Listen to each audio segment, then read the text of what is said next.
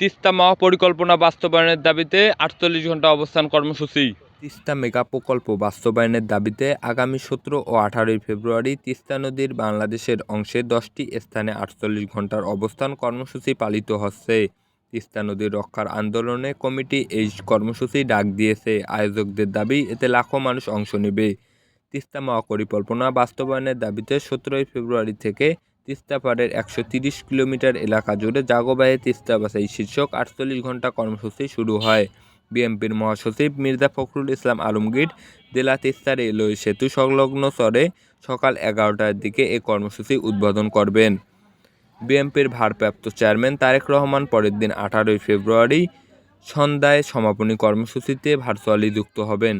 জাগো বাঁয়ে তিস্তা বাঁচাই এই স্লোগানকে তিস্তা নদীর কাউনিয়া সেতু, মহিপুর সেতু ও তিস্তা ব্যারেজ 0 পয়েন্ট, লালমনিরহাট, গাইবান্ধা, কুড়িগ্রাম, রংপুর, নীলফামারী সহ ৫ জেলার ১১ পয়েন্টে তাঁবু খাটিয়ে একই সময়ে এই কর্মসূচি পালন করা হবে।